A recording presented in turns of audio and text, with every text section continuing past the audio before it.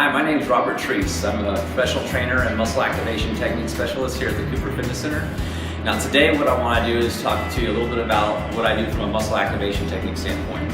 Muscle activation techniques is a hands-on approach to balancing the muscle system, where we look at range of motion differences from one side to the other as an indication of where muscles are weak as opposed to where muscles are tight.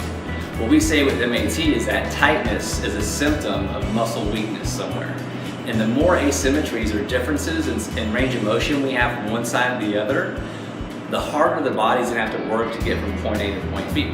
And so if we can address and eradicate all these muscular imbalances that are causing these asymmetries from one side to the other on the human body, what we can actually do is help the body get from one point to the next easier and more pain-free. And so what we're gonna do today, we're gonna address our client today, Chris, who is a former professional soccer player and has a lot of the same asymmetries that I see with a lot of my clients. So the first thing I want to do with Chris is kind of see what's going on with his body. Basically, we're going to start at the lower body and kind of work our way up. So Chris, what I have you do, man, is I want you to bend this knee for me. And we're going to take this foot, and I just want you to see how much motion it's. I want you to turn this in as far as you can. Okay, good. We'll have you do that one more time. Good. And then let's go ahead and have you do that on this side. Go ahead and turn this in.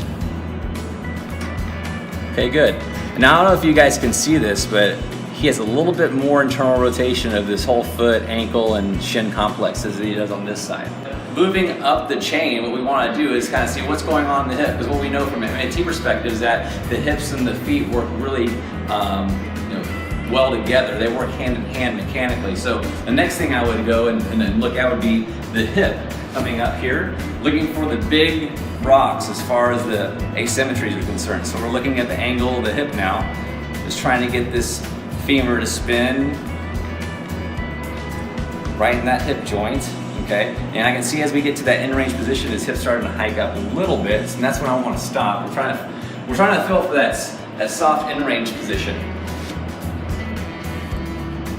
And as we come on this side, you can see we get there a little bit sooner. So that would be kind of an eyebrow raiser for me as well.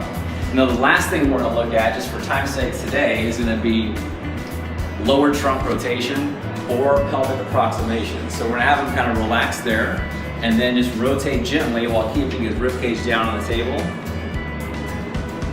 Good, kind of seeing the angle of the femur as he's rotating across. Good. And then back down. And then rotating across this way. And we can see how this angle is much less and that his ribcage is actually starting to rotate much sooner with the pelvis as he rotates across. And so we look at the MAT assessment as a way to kind of correct and define where these muscular imbalances are. And then we get a program involved where we're checking our work every step of the way by giving them exercises, working with them on the table, working with them on the training and fitness floor, and then coming back to the table to make sure all these muscles are holding their strength and their stability.